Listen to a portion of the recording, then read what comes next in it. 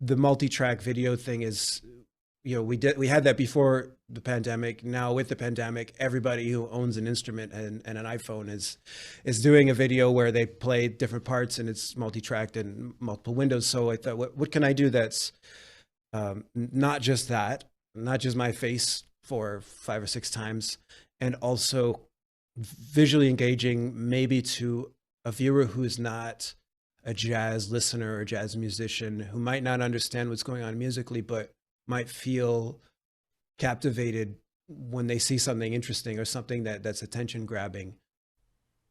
This episode contains adult language and adult humor. Since when have trumpet players ever been considered adults? If you are easily offended by these types of conversations, consider switching to the oboe. Welcome to the Trumpet Gurus Hang podcast. I'm your host, Jose Johnson. My guest for this episode is Cameron Milligan. Cameron, he's a rising star. Cameron is a Montreal-based freelance trumpet player and the winner of the 2022 Trumpeters multi-track competition. His winning entry, a unique take on the jazz standard All the Things You Are, spotlights Cameron's skills as a talented arranger, a skilled trumpet player, and a creative multimedia editor. Keep an eye on this guy. He's definitely going places. So, pour yourself a big glass, pull up a chair, and let the hang begin.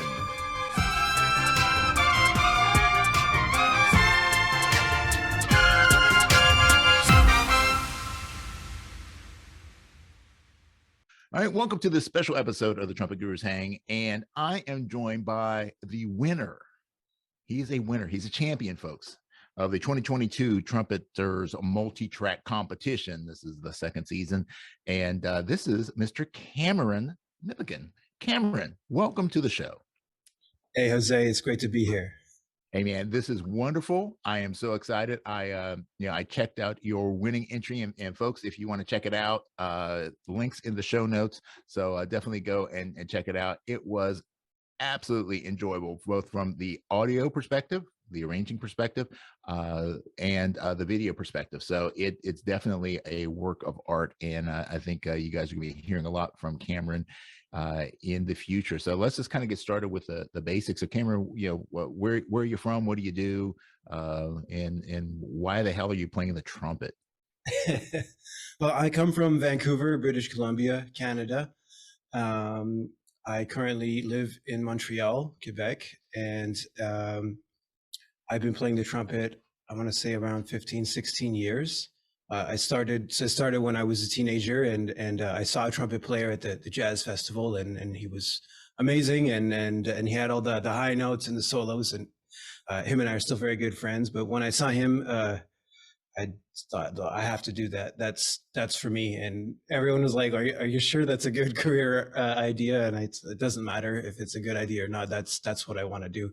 And so from then on, I was like just enamored with the trumpet and the sound, and I started taking lessons with several people in Vancouver, including the guy who inspired me, and listening to the heavyweights of trumpet and falling in love with great jazz players, and I sort of the direction I went was more of a jazz soloist. I just kind of fell into that from sort of not being a lead guy and not having the chops for that, and I started listening to Tom Harrell and Chet Baker and Clifford Brown, of course. And a few years later, I started cruise ships.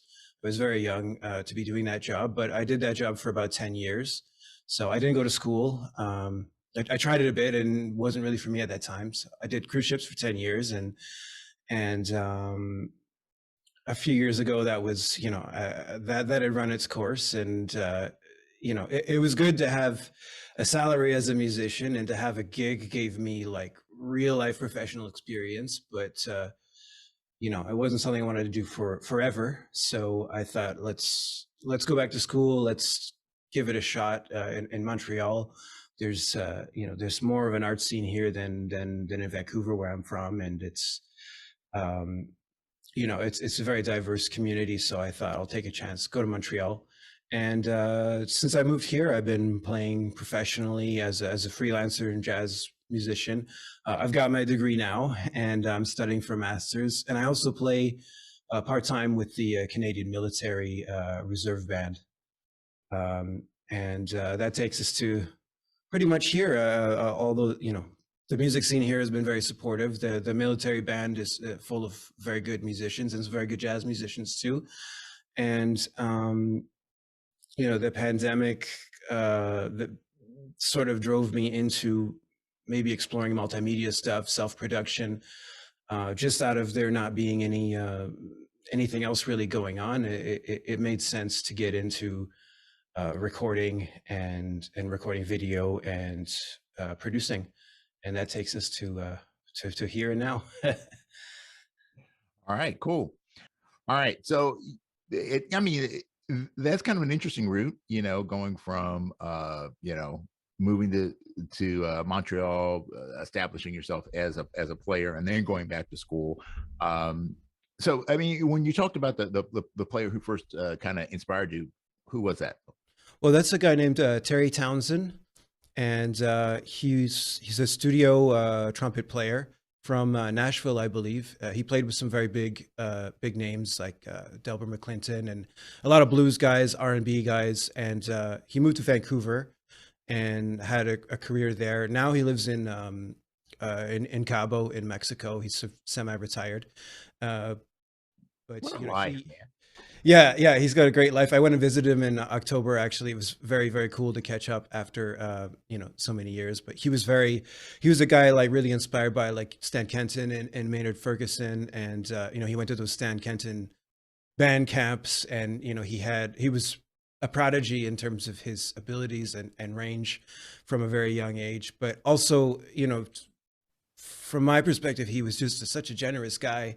As soon as I saw him play that first time, I went and introduced myself, and he was so encouraging, and he gave his time. He'd come and show me things on the trumpet. He'd bring me CDs, and he really had that nurturing spirit, like the trumpet player community should have. He saw someone else and related to that, and wanted to pass something on, which sort of inspires me to hopefully be able to do the same thing at some point. I owe so much to people who were just kind of generous with their time and were happy to share their expertise to someone younger and enthusiastic. Yeah, I mean that's a huge part. In I've said this several times. That's kind of been one of the driving impetus for this podcast, is that not everybody has the ability to meet great players. And the talk that we have with a player after a gig, not just master classes are great, but it's it's the hang. It's when you're sitting there talking and you get to find out more about their personality, about the things that drive them, the things that are important to them.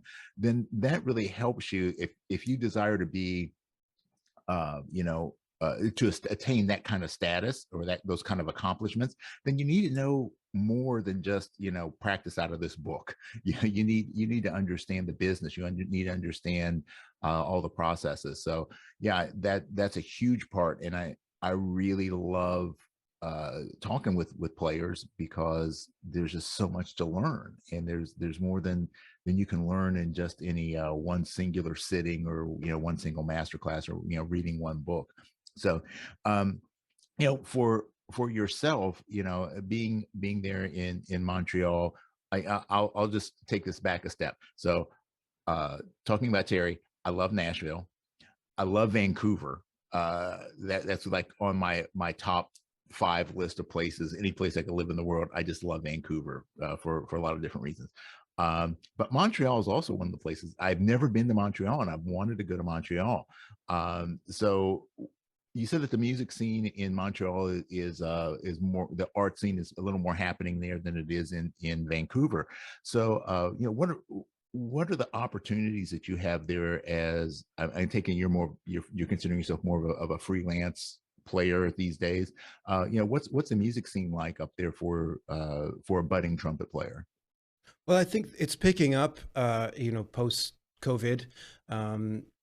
But before the pandemic as well, like there's just, I think a lot of it has to do with not only like it being a bigger city, but it's a more affordable city. So artists can come here, and it's less than half the price to live here than in Vancouver. So you can come here and actually make a go of it. So I think it's attractive to artists and musicians alike to come to a place where, not only is it cheaper to live here, but it's also there is a big scene. There's a lot of places that are not afraid to host live music. There aren't a ton of bylaws preventing you from making noise. The gigs, there's a lot of gigs that don't pay a whole lot of money, but they're still there, and I think that's important, especially for young and upcoming players, to just play. And there's much more. There are more venues. They're more open here, I think, to trying out something new, to making noise. And if you're new to Montreal, people will come and see you, and they'll invite you to play with them, and there's just more places to play. And even if you propose it to bar owners or restaurant owners, they tend to be fine with the idea of live music. Where I found in Vancouver, it's a more expensive place, it's a more maybe regulated place, and more the closed place, and to make music is a much more difficult process. There's only a couple places that have live jazz, and you start if you were just to start playing jazz somewhere, you'd probably get complaints, and it's just not as open as Montreal, in my opinion. Yeah. Well, and you brought up a really good point that the only way you're going to learn, you got to cut your teeth, Mhm. and you've got to have places to play. And um, you certainly, I mean, I remember when I first started thinking, okay, well, I want to make a go at music. I'm thinking, okay, well, I either need to move to LA, New York, or Nashville. Those were the three places I'm thinking. And granted, you're going to be surrounded by great players in those locations. But the trade-off to that, while you're where the music is happening, the big stuff is happening, the trade-off is, well, Nashville, not so bad as New York and LA, but New York and LA particularly, the cost of living in those two cities is just insane. Yeah. So you've got to either get some super high paying gigs, but if you're trying to break into the industry, the odds are you getting a high paying gig are slim and none. um, or you've got to work super super consistently. I mean, you have to work actually probably more than you can technically work to make ends meet, doing those kind of gigs. So kind of cutting your teeth in a smaller market where there's still finding that spot where there's a lot of music, where there's a lot of opportunity, but the cost of living is not as high as some of the other places. I think that provides you a great balance, because you can make a living playing. You don't have to sacrifice your art because you can't afford an apartment, or you can't afford to eat. So I think that's that's a super smart move, to find a place that gives you the best of both worlds, as opposed to just diving into the pool with the sharks and having to survive there. So, when you talk about the music scene in Montreal and for yourself, I mean, what kind of music is where's your passion? What makes you happy to play, and what's a kind of, like, what's your idea of a perfect gig? I really aim towards like small group jazz. Um, I think my biggest idols would be maybe Kenny Wheeler and Freddie Hubbard. So modern, not quite avant-garde, but straight ahead jazz is really my thing. I love improvising. I love I love big band as well. I like to arrange as well. So like in my video, I do enjoy making my own arrangements, and hearing other people flush those arrangements out in their performance. So I think if it were up to me, maybe like a quintet, sextet with a lot of great solos and maybe some semi-arranged bits. That's kind of my ideal situation. Cool. Well, and speaking of your arrangement, let's definitely jump into that because that's part of why you're here. Is that was one of the prizes for the winner of the 2022 multi-track competition, is to get a chance to sit here and talk nonsense with me. But that you did for your video, your submission was a very, very interesting arrangement of all the things you are. I mean, so that is just, I mean, it's a classic tune, it's a standard, so everybody's heard that. But you did some very interesting things with it in terms of both time signature and your harmonization on it. Just some super, super lush and interesting harmonies for that. So where did you get your inspiration for the musical side of that submission? From a few different places. I would say that the introduction sort of trumpet choir thing was definitely inspired by Kenny Wheeler with the cascading, like overdub stuff. The harmonization part and the odd meter. I was listening to a lot of like Alex Sipiagin with Chris Potter. They're very like, it's almost like Michael Brecker, Randy Brecker kind of stuff. Very, very modern. Dave Holland, who they both play with, lots of odd time signatures, lots of advanced harmonic stuff. That was kind of what was going through my head as far as inspiration. When it came to actually harmonizing it, what I was thinking when I took all the things you are, the melody is all thirds. If you look at it, it's all the third of the chord. And I thought, well, what if it wasn't the third? What if it was the fifth? And what if the melody dictated the harmony below it rather than sort of the other way around? So let's try that as a fifth. Let's try it as the ninth. Let's try it as the 13th, and keep the chord qualities more or less the same, but see what it gives us. And it has a very like interesting chromatic sort of oblique motion under it, and just playing around with changing keeping the melody the same, but changing what degree of the scale it represents, made for some really interesting harmonies, and that's what I was thinking through that. I also changed the key a few times so that when it goes from being, say, the 9th to the 13th, there's a bit of motion as well. And it also gave me a bit more space to voice the trumpet out, because we're a bit limited with our range. So putting a little bit higher allows me to get wider voicings. As far as odd meters stuff goes, yeah, I mean, I've been listening to Dave Holland and Chris Potter and Alex Sipiagin, but I was very uncomfortable in odd meters before, maybe before a few months ago. So we started doing like projects in school where take a standard and play an odd meter, and it's a bit corny and a bit contrived, but it was a good challenge for me because I wasn't comfortable playing in 7 or playing in 9 or 11, and I started doing that with tunes I knew, just modifying the head a little bit and then improvising and getting more comfortable. And then I thought, well, if I want to challenge myself, I'm going to do this arrangement in a time signature that I haven't felt comfortable with, and do my best to get comfortable with it, because that's, I think, an expectation for the modern day jazz trumpet player. You can't just play 4/4 Chet Baker kind of standards. Like, you're going to get thrown in situations where people bring in the originals, or they bring in like a Dave Holland kind of tune, and you're expected to improvise in odd meters. It's just par for the course now. So it was a personal challenge to do something in an odd meter. And I had those inspirations to listen to because so many modern players do that, and so many, like, they do it and they sound natural, and that's the objective here.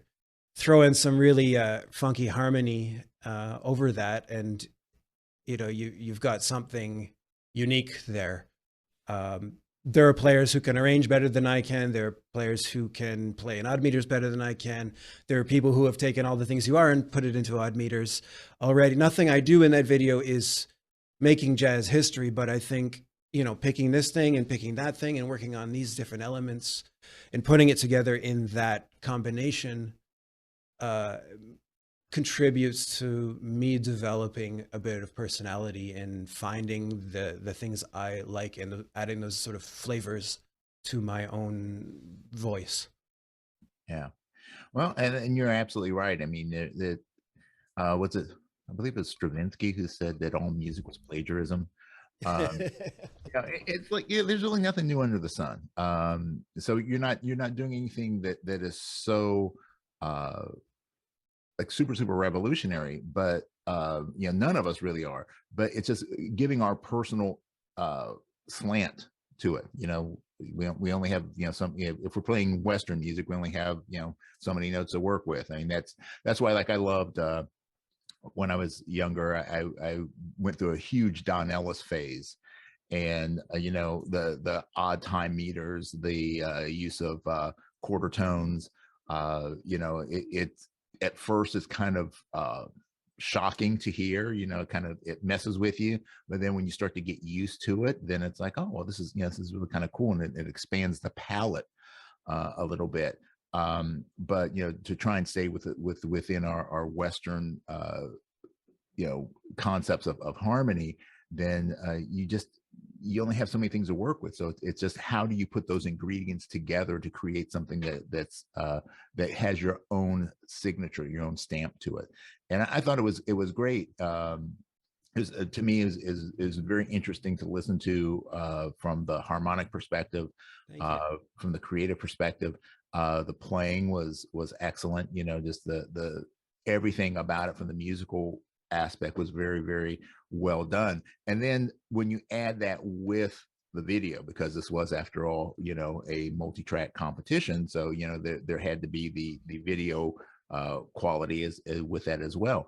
And you did some really interesting things to me to keep me engaged visually with the process. The use of obviously everybody's using multiple windows and things like that, but some of the effects that you use, like when you took the timeline from your audio track, and using some some effects with that, in terms of some of the visual effects and the 3D rendering sort of things on that.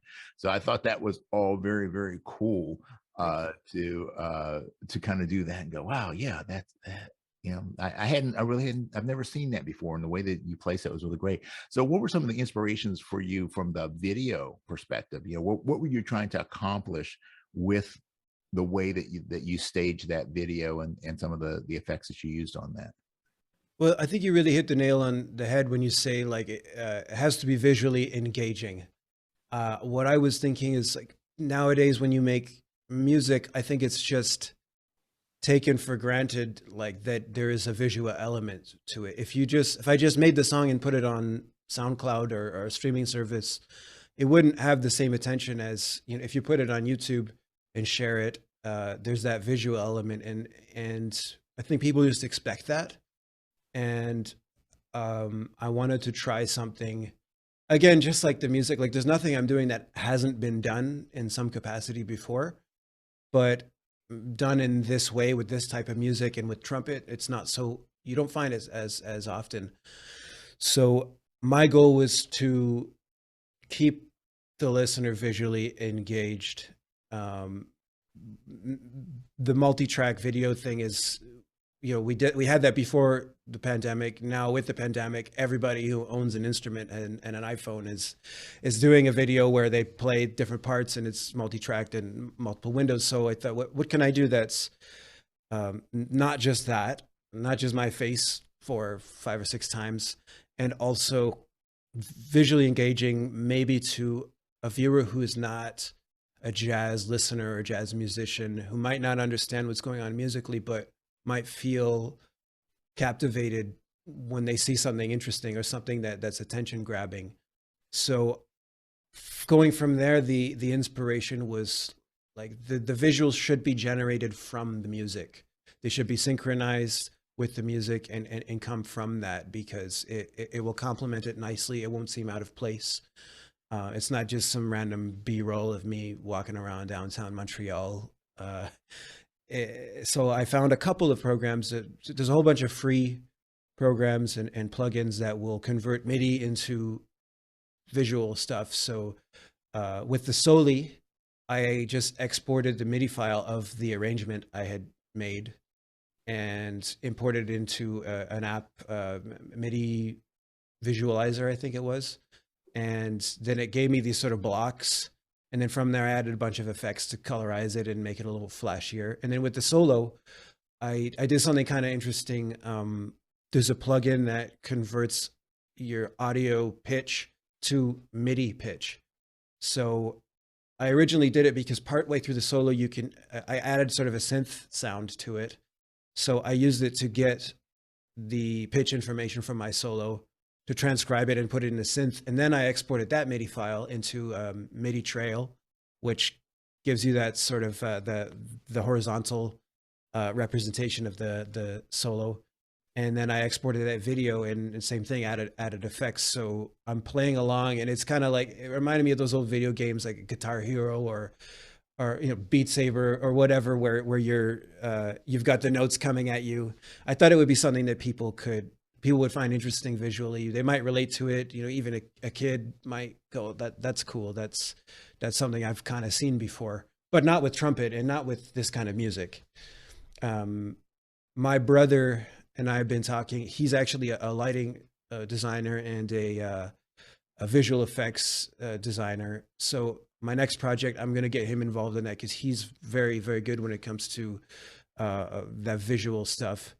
He didn't help me with this, but I think the next time I'm going to ask him to maybe do some more three-dimensional stuff and different types of generative effects they're generated and controlled, sort of respond to the audio, but might have different algorithms to generate those visuals. So I'm really excited to what he might give me for my next few videos, because that's a whole other world, and it's difficult to become an expert in everything you do. When you do a video, you've not only got to arrange and play well, but you've got to be able to produce the audio and produce the video and do all the editing. So it will be nice to have a bit of external expertise when it comes to these things, because there's only so far I can personally delve into it before it's like, okay, I've been at the computer for 10 hours and, I do actually need to practice. I am still a musician. I'm not a full-on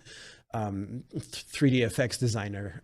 So finding that balance point is kind of difficult, but I was happy with what came out in the video, and I think confident that each video I do should be like progressively more interesting and different, and maybe more complex. So I'm looking forward to with my brother's help, what kind of things we can do that maybe they've been done in electronic music and in music videos, but haven't really been applied to jazz. Yeah. Well, that's cool. Was this your first like kind of major effort or delving into the world of video and multi-track, or is this something you've been doing for a while? Video, yes. Like I'd not even touched a video editing software before January when I made this. Audio, I've always had an interest in. I've always been playing around with like DAW programs, like Logic and Reaper, Cubase. I've always had a budding interest in that. I've always been able to sort of figure things out just on my own. So and with the Army, even I'm a sound tech, for our concerts and recordings. Just I was available and willing to try it. So I have some hands-on experience with that. No formal training. The video stuff was all new. I was learning as I was going. So it was very time intensive. I'd made videos, just kind of, point the camera and play along with the transcription. But I'd never done anything that had such involved levels of editing. I'd never really figured out the software before. This was very, very new to me. So did you come into it with a vision? Like, basically like you storyboarded it out and then made it happen? Or was it a little bit more of, holy crap, I didn't know I could do this. And you start finding things and start, plugging them in as you go along. I would say more the second than the first. With the arrangement and the music side, it was much more organized, because I think to build a good arrangement, you have to have that idea. It's going to be an introduction. There's going to be an A section. There's going to be solo section. There's going to be a solo. There's going to be, like I kind of mapped out the arrangement more or less. But after that, it was just like, oh, well, I can do this. Well, if I can do that, maybe I can do this too. Well, how do I do that? Is there a way to make this more interesting? And then as I started playing around more with the video software and looking around on YouTube and seeing what other people had done, I realized, then I started to get ideas. Okay, well, this section I can have the windows moving around and rather than it just being static. This section I can use, some different transitions. This section maybe I can try some MIDI generated or audio generated visuals. So the musical side was mapped out. The visual side was very much experimentation and figuring things out on the fly and then cleaning it up after. Well, it sounds like a great jazz musician, There's a lot of improv going on there. Absolutely. There's a lot of improvisation. And I think that's really key because, I went into this in January thinking, well, this would be a great thing to learn. Getting on YouTube and having some video editing skills is only going to help, especially in these times where there was really nothing going on in sort of live music at that time. Just try it. Just improvise. Just go for it. Like, nobody's going to be there to slap your wrist if you make a mistake. And I just didn't have this fear of making mistakes, and I didn't expect to get anything out of it. I didn't know there was a contest for this kind of stuff. I didn't expect that many people to watch it either. It's just like, well, this is a skill I can learn. And the only way I'm going to learn it is to just do it and to just practice. Just like an instrument, you practice, you practice your audio and your video stuff. And then you start to have a feel for, well, I can do this and this is going to be the effect, just like you would with, your sound, or like it becomes a bit more second nature. You can read books about it, you can take courses, but I think for me, I always learn by doing and by imitating. And I hope that more people, especially younger people, can go into stuff like this without being afraid, oh, I don't know what I'm doing. Well, that's fine. Nobody does in the beginning. Just try it. It's easier than it's ever been, and it's cheaper than it's ever been to be able to produce your own music and to be able to produce your own videos. So try it. You just need an iPhone. There's free DAWs. There's free video editing software. Try it and see what you get out of it. You might be surprised with what you can do. Yeah. So speaking of gear that you use for that, you mentioned. Did you use Logic or Cubase or Reaper for your audio tracking? Let's just dive into the tech side of what you did. What equipment did you use? What software programs? Gear talk, always fun, always a hit with trumpet players. Oh yeah, we'll get into the trumpet gear later, but let's talk computer gear right now. So I have a pretty basic setup as far as my computer. I've got a Mac Mini M1 from 2021, which is a pretty affordable computer. I think it's not top of the line anything. It's pretty standard. For the audio, I used I've got a Mo2 interface, 2-channel, very basic. It's not the same level as maybe one of the Focusrite, like just a standard audio interface, $200. And I used, for the recording of the trumpet parts, I used a ribbon mic, Cascade, which is again I think it's pretty entry level ribbon mic. It's not as nice as the Barkley, which I can't wait to get my hands on. Barkley microphones, can't go wrong with them. Yeah. So, I think having a ribbon mic really made a big difference. If you want to record trumpet in that capacity, which I feel it's more of a voice than a trumpet. I think if you look at any EQ sort of preset for trumpet, they tend to be towards like trumpet section, R&B types. There's more highs than anything. Whereas in my case, I was looking for a warmer sound with maybe a broader spectrum, more mids, more of a vocal sound almost. So having the ribbon mic was really good at capturing that warmth and maybe cutting some of those highs off. I did use Logic as my DAW, only because I've been using it for so long. I'm familiar with it, but it's certainly not. I think Reaper's just as good. Logic is just more comfortable for me at this point.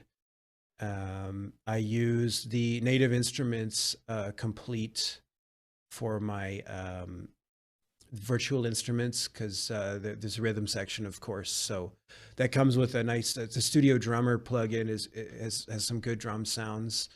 I played a lot of the drum parts on my keyboard and then kind of quantized it after, because it comes like, all these plugins will come with nice like drum loops, but they're not in 7/4.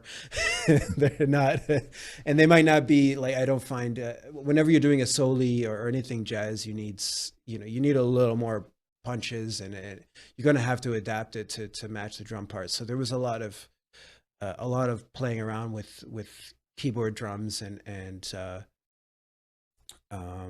say the keyboard was from the same package that Native Instruments, and bass as well. That's sort of my go-to. I think Native Instruments has really nice plugins. And from the video side, I have a Canon M50, which is a very basic, like mirrorless SLR camera. It's good. Like vloggers use it. It's a pretty entry level camera, but I think having a real camera rather than a phone or iPad was a big advantage, just with having the choice of like manually being able to change the aperture settings, manually being able to change the shutter speed. I already was doing photography just for fun, so translating that into video was pretty straightforward, but having a real manual camera was a big upside to this. I didn't always use, like, I think it was beneficial to not be recording audio and video at the same time. So I would record the audio takes, get a great take that I was super happy with, and then do the video takes after. I'm playing, of course, but they're not always the same takes. They're synced up after. I think that was always helpful, because you can really focus on getting a good angle for the video, rather than, and you can really focus on getting good mic placement for the audio, rather than having to do both at the same time. It's really too much. So having video separate from audio was very, very helpful. What else as far as gear? I think that's all I really had. I didn't even have proper lighting. I was just using like a lamp in the corner. I didn't have a green screen. I was using a like blackout curtain. So it was very much just improvising with the stuff I had in the house. And trying to key out the curtain behind me, trying to get the lighting acceptable. Now I've bought those things because I just won a contest, so I can afford it. But I think I do feel my setup was very minimal. For if you go on YouTube and find out like what do people recommend you get, like I barely had the minimum to do this, but it still worked. Just with a bit of tweaking and a bit of playing around and improvising, I managed to make it work. Yeah. What did you use for your video editing? Final Cut Pro. Okay, cool. Yeah, I've got Adobe as well. Premiere's great. My brother does a lot of Premiere stuff. But when you get Logic, if you're a student, you get it with Final Cut. So I was like, well, I've got it already, and it runs natively on my computer. So it made sense to learn Final Cut first, and it was pretty user friendly. Like, there were times where I had to go online and look up little tutorials, but I didn't find it difficult to learn. Again, like, I've used both programs. I find they're both really good. It's just a personal preference. just like the DAWs. I don't I don't have any particular brand loyalty. They're all very good. They all do basically the same thing. It's just a matter of, you know, if you're PC or Mac, or you're dealing with people who are maybe going between the two, you might want one versus the other. Um, I've always had Macs, so the Final Cut Logic combo feels very, you know, smooth on my Yeah. computer. So how long did that project take you to complete from inception to the final product? About a month. So at the end of December, I started thinking about the arrangement and had that done in a couple of weeks. And then the recording and video process took about 2 weeks after that, which was very, very intense. I was really like, I was just holed up in my little office, you know, 12 hours straight, you know, recording during the day. And then it was nighttime, it's too late to play. So I would just, you know, I was up all night on the computer playing with Final Cut, playing with Logic and tweaking things. So it was like 2 weeks of arranging and musical thoughts, and then 2 weeks of production. But those 2 weeks of production were just, I could not have possibly worked more hours than I did on it. I wasn't talking to anybody. I was in the studio all day. I was missing meals, but I loved doing it. It was so fun to learn and do it. Like it was truly a passion project. But yeah, it was a lot of hours, and it was a miracle that I got it done that quickly, because at the end of January, when I had it done, was like right in time for the contest. And you know, I got contacted like, hey, you should send us this. So it was really great that I got it done so quickly, and really an amazing coincidence that there was this competition at the same time as it got done. So this wasn't an intentional entry. This is just kind of serendipity kicked in. Absolutely. Yeah. It was like, I put it up on YouTube, and all my friends and other musicians in Montreal were like, well, holy crap, that's really cool. And then a friend of a friend contacted me and said, that's David Cook, who studied in Montreal, so he knew people here. He said, you know, I just watched a video. I think it meets our criteria, but you should consider submitting it to our contest. I don't know him personally, so it was totally like a cold call, but it was I'm very glad he reached out, because I wouldn't have found out otherwise.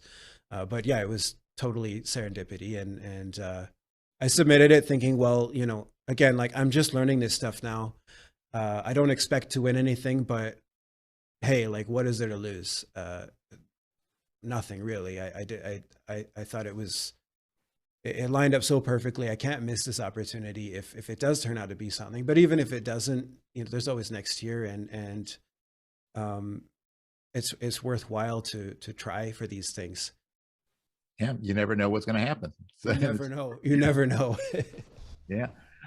So is this then something that you're thinking that you want to make more of a part of your, you know, the way that you get your music out to other people, is, you know, doing more of these kind of multi-track videos? Absolutely. Absolutely. I think your people do expect it to a certain extent. And I think it's a very, very creative way to self-produce your own music and draw people in.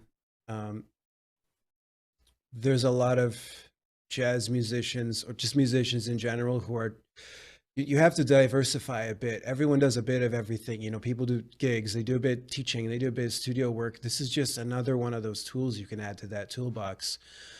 You know, you see some people get really successful, like Adam Neely or Charles Cornell, who, you know, they have millions of followers, or more than 1 million followers each, and this is a significant income stream and source of recognition for them. I don't expect that, but I think it does draw people in to me and what I do. Even if it doesn't at this point generate income for me, I'm quite fine with that, because it showcases what I do in a way that I'm proud to put out, and people can go online, they can see Cameron Milligan, oh, okay, this is what he does.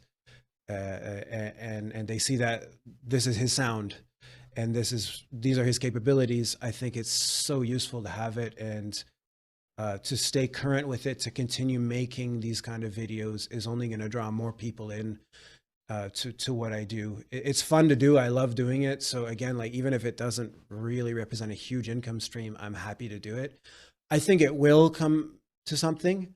It takes time. I'm just starting with this YouTube thing, but I would like to grow my channel. I would like to have my own angle. Like, you know, there are better jazz YouTubers out there. There are like educators like Adam Neely who do their thing.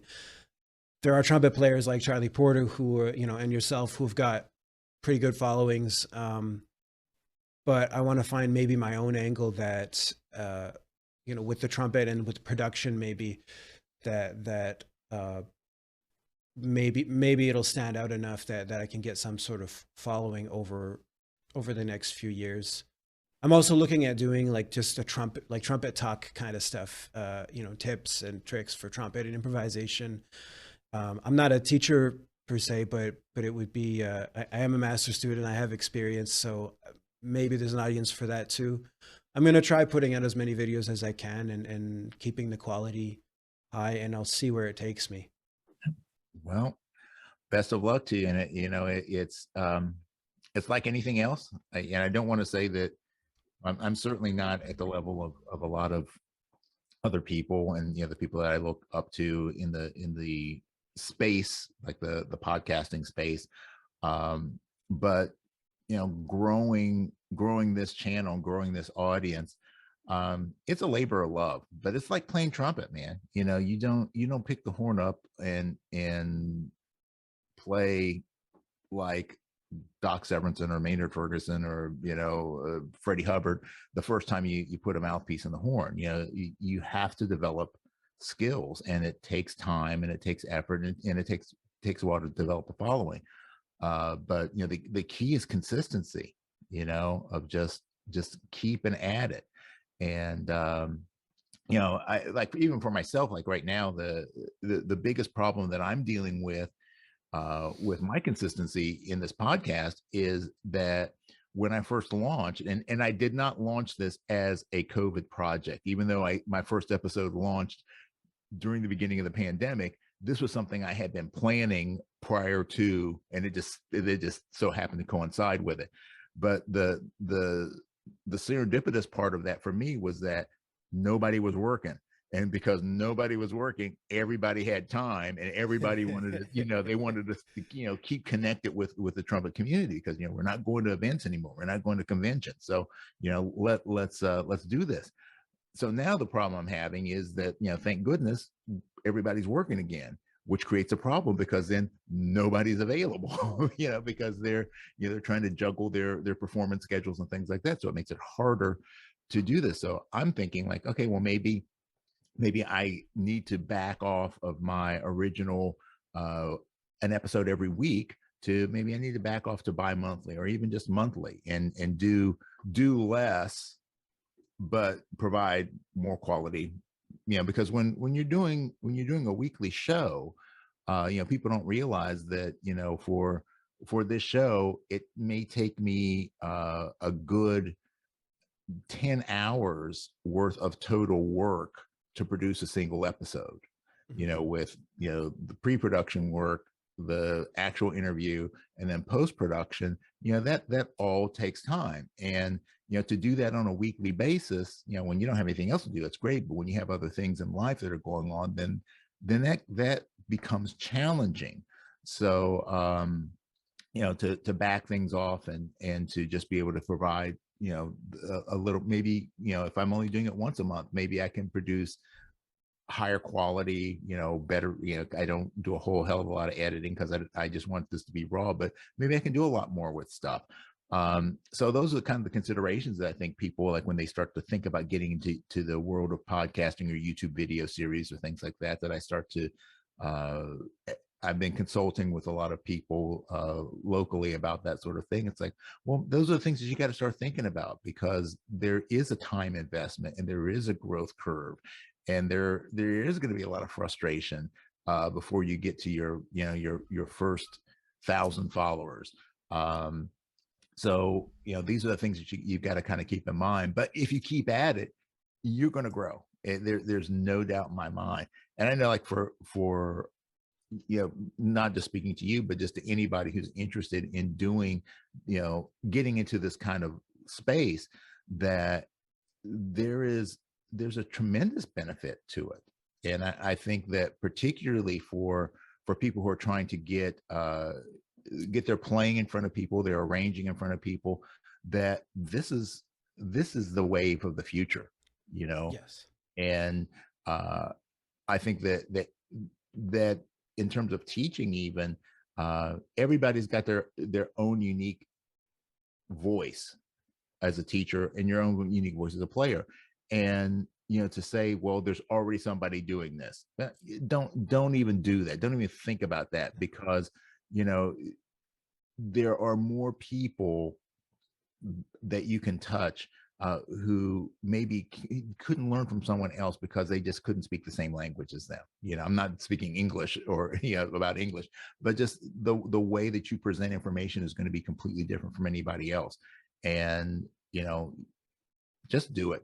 Just do it, man. That's Yeah. so. So for you, what do you think? Like if you had to look at this and like say, besides the the Barkley microphone and being able to sit here and talk nonsense with me, what's the biggest benefit that you got out of this whole process of doing this project?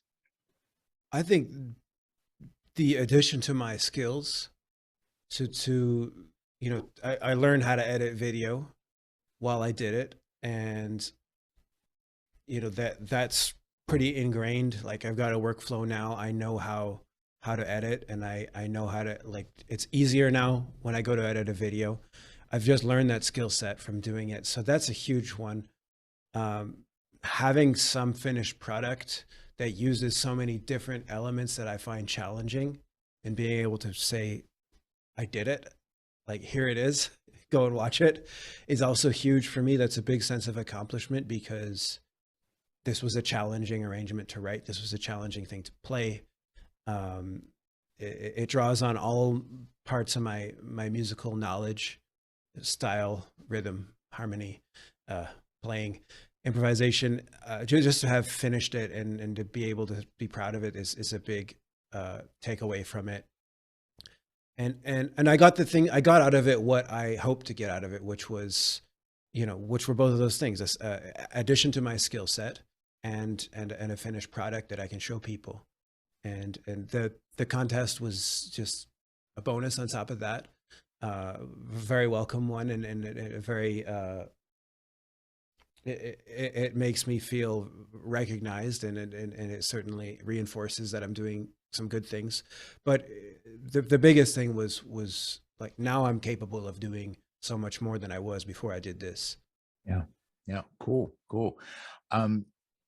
Do you have any like aspiration to see that arrangement performed live? I hadn't when I wrote it, but I've had a few people mention that to me and mention interest. So I mean, I'd be happy to see how that goes. I think it would require a bit of tweaking. I mean, if you had 4 trumpets, I suppose you could do it in a rhythm section. It'd be cool to maybe do a big band arrangement as well, because I think there was a lot of things I did that were, like with the different mutes and the call and response, that probably in real life would have been different sections playing the different lines. So that would be kind of cool to hear how other instruments sound over this. But I would, if somebody's down to play it live, I would definitely be happy to provide the chart and provide direction and see how that could go. It's very challenging. There's a lot of things in it that when you're self-producing, you can bend and break the rules a little more, because that it's, I know it's me who's going to play it. Right. So I can make this voicing that goes really, really low, and I can do as many takes as I want and adjust the volumes and compression so that it speaks properly. But when you give it to live players, you might not want, a low G or a low F sharp. Like, that's kind of a no-no trumpet sectional writing. And there's a lot of things that I did that were like that. Like, I can only get away with this because I know I'm playing it.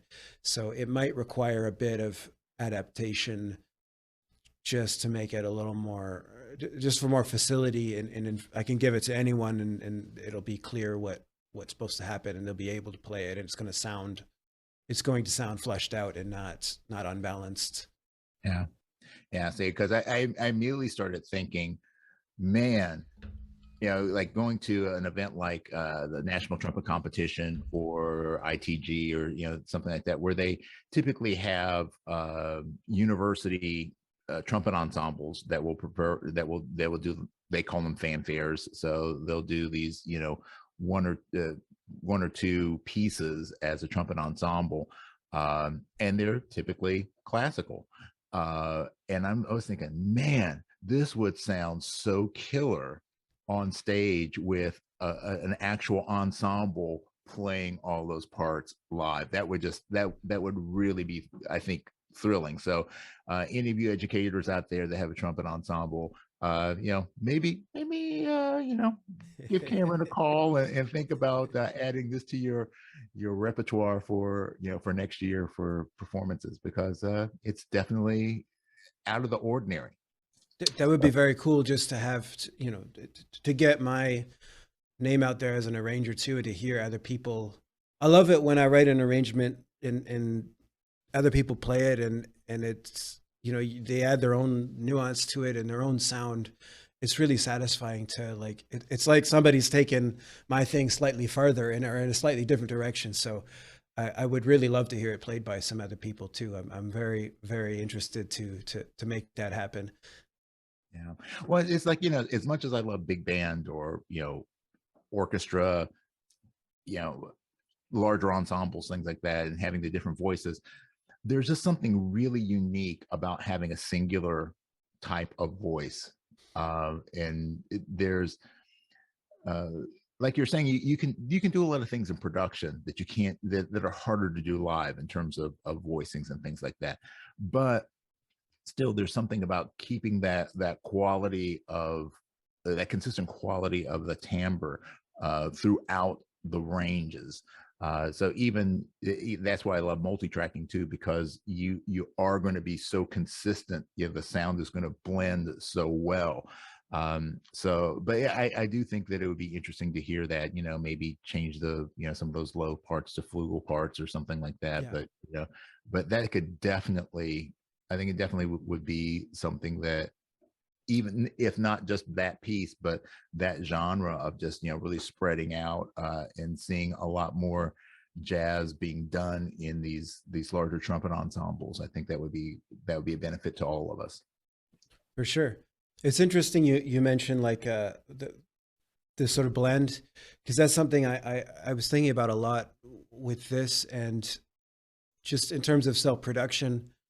When we practice the trumpet, we want to be practicing things we don't necessarily sound good on, so that we're challenging ourselves and that we're sharpening our skills. But this is kind of the opposite, in that I learned a lot about my own sound, and we should all learn, we should all listen back to ourselves and record ourselves. This is a sort of a chance to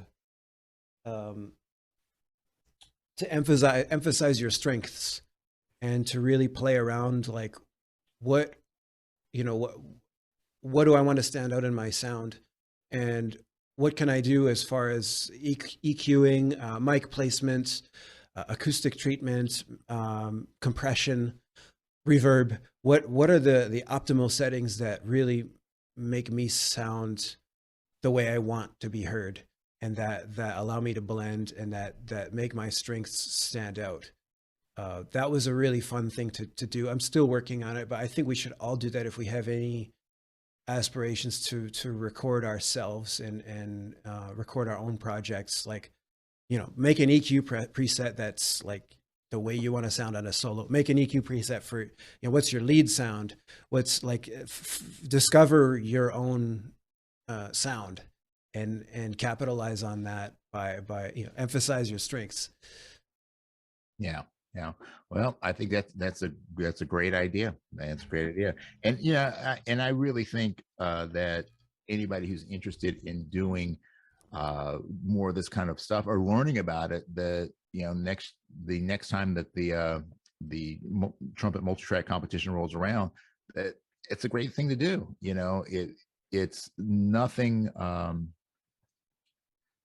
like you were saying, it's something that if you do it just for the sake of doing it and you're learning these new skills, there's your main reward right there. But you also have the possibility, the potential of winning some really cool prizes. And there's no losing in this, in that you're going to come away with something of value through the process. So it's certainly worthwhile. And if it's nothing more than just developing that new skill set, and getting some critical feedback from people about the process, I think that everybody should think about doing it. So make sure to keep an eye out for the next episode of that, and join in, and have fun in the process, man. That's what it's all about. So let's hop into some of our standard Trumpet Guru segments here.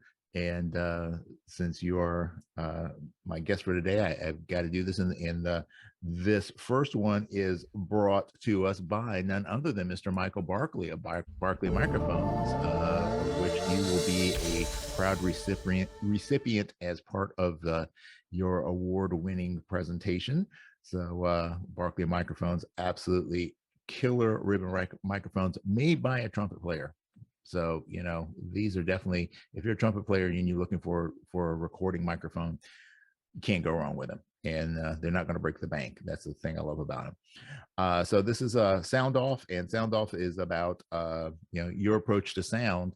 So I really did love the sound that you got in this recording.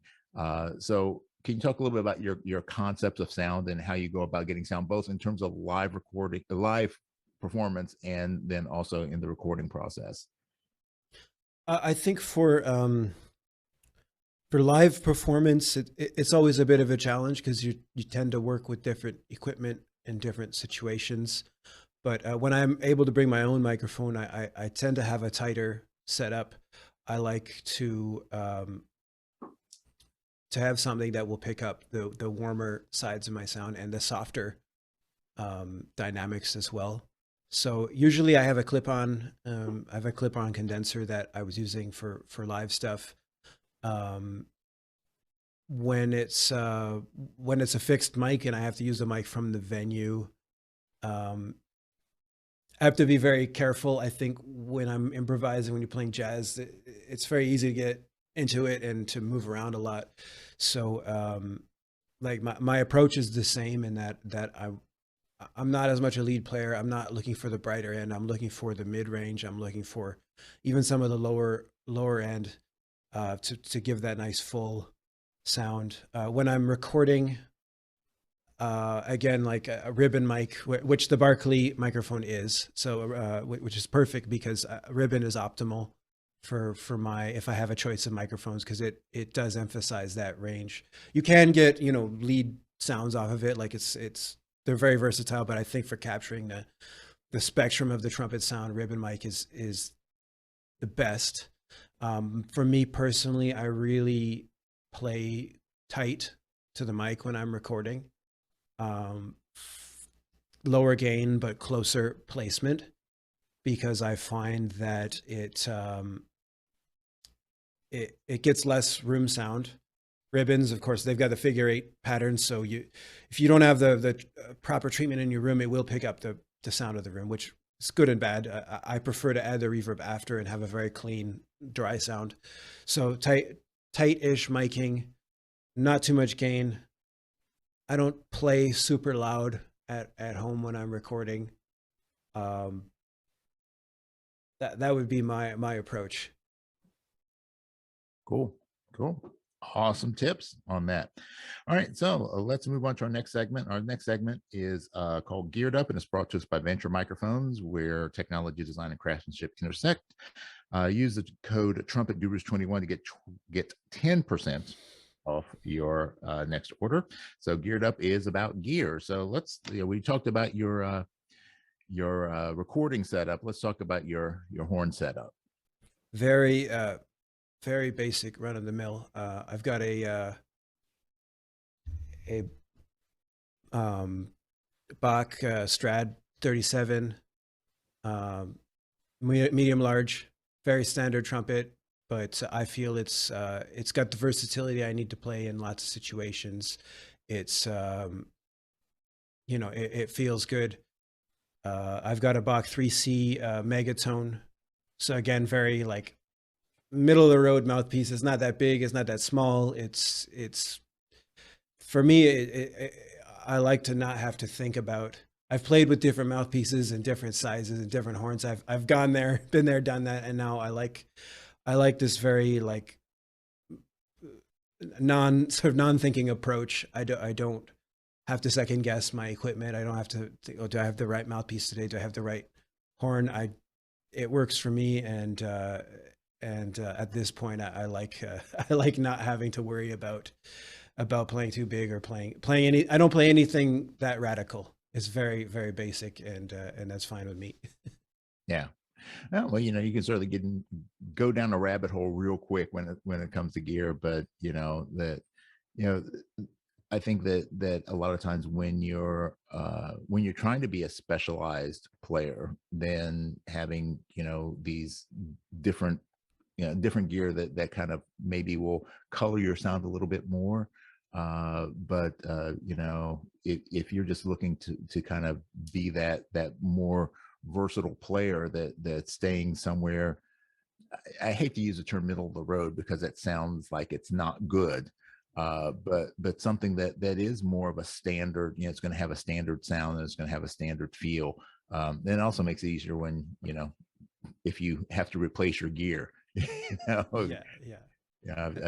I think that might change, like with budget, and maybe in the future I'll be able to afford more different types of horns. I've owned Monettes, I've owned Calikios, I've tried different ones, but now this, like, for what I do, I'm mainly a jazz guy, but I'm also called on to play classical stuff. I play commercial music, I play marches. It's just at this point in my career, it's nice to be able to do everything on the same horn, but that will probably change, because it's so fun to try out new stuff and hear, how does that color my sound? How does that feel different? What situations, is this heavier horn going to be, might be really cool in a small group jazz setting, and this lighter horn might zing a little more. So I'm open to changing it when I can afford it, and when it makes, maybe once I've found more of a niche. But at the moment, I'm doing many different things, so I've got to be flexible. Well, it's all good. All right. Well, we got one final segment to get through, and this is brought to us by Robinson's Remedies. This is our Robinson's Remedy Rapid Fire Round, a series of questions that kind of go all over the place. And we're going to get your quickest answers to these. So, Cameron, are you ready to begin? Okay. All right, here we go. He's got his drink of water. He's ready to do this. All right, first question. Who's the biggest influence on your life that is not a trumpet player? Oh, that's my fiance. That's a good answer. What is your favorite book? My favorite book is Sapiens. Okay. What's the worst movie you've ever seen? The Room. Ooh. If you weren't a trumpet player, what would you want to be?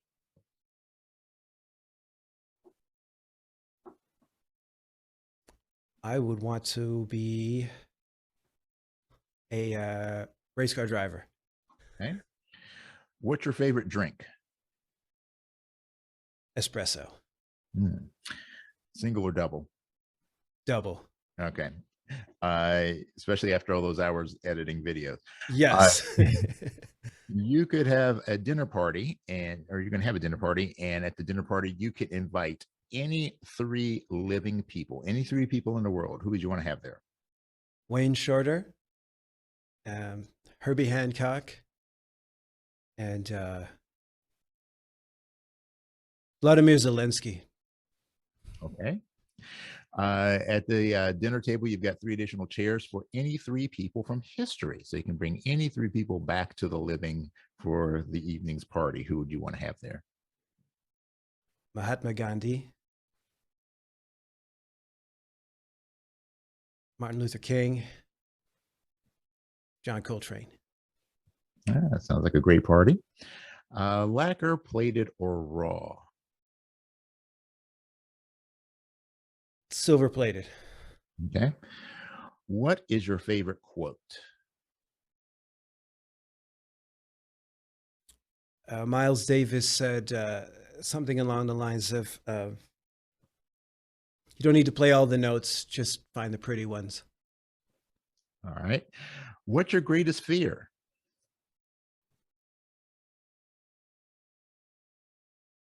Not being able to take care of myself. Okay. You could be granted one superpower. What would it be? To be able to calm people down. Talk them back from the edge. Oh, your superhero name would be Prozac Man. Yeah. What aspect of trumpet playing do you find to be the most overrated? High notes. Okay. And what aspect do you find to be the most underrated? Mid-range lyrical playing. All right. You're given the ability to go back in time and give your younger self one piece of advice about music. What would it be? Don't worry about it. It will come. Keep practicing. Trust the process. Stressing won't make it come any faster. Okay. And you're going to give your younger self one piece of advice about life.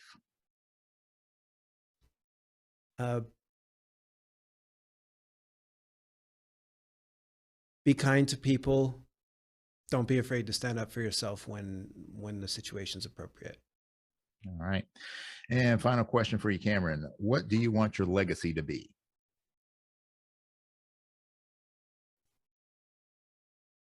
That's a tougher one. That's complex. I'd like to be remembered as a good trumpet player who was happy to, just like I received help from Terry and so many great players, I want to be able to do the same for other people, so they can look back and say, well, there was this time when he was giving and generous with information. He helped me become a better player, and he inspired me to do what I do now. And people are great. If people are grateful for what I brought to music in the community and their musical lives, that's really the most I can ask for. No, awesome.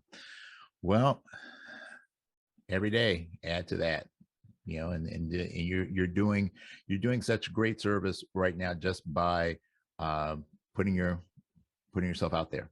And Thank I just you. hope that you'll continue to do that. And I certainly believe that your following is certainly going to grow on these channels, and as your skills as a recording engineer and video producer increase, then that's just going to make it that much easier for you to get your already great trumpet skills out there, and you'll be an inspiration to many of us. So I thank you very much for what you've done so far, and I'm really looking forward to following your career as you continue to advance in all these different aspects of your life. Thank you so much, Jose, and thanks again for having me on here. This kind of thing is really, really helpful for me, building a following and to be able to talk about what I do and have, there's a face behind what I do. It's really generous of you to give your time and effort into making this podcast and to having a segment on me. My pleasure. My pleasure. I can say I knew him when. So just remember me when you're at the Grammys. So thank you very much for spending time with us today on the Trumpet Gurus Hang, and make sure that you like and subscribe, and share this episode with others, especially if you know anybody who's interested in doing some multi-track video stuff.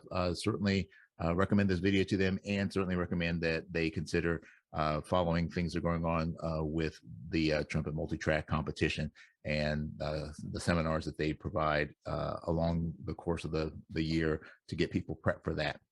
And certainly make sure that you follow Cameron and like and subscribe to his channel. All of his contact information will be in the show notes, so check it out. And as always, folks, peace and salad grease. We out. Thanks for hanging with us today. This podcast is all about creating deeper connections through our mutual love of music and the trumpet life.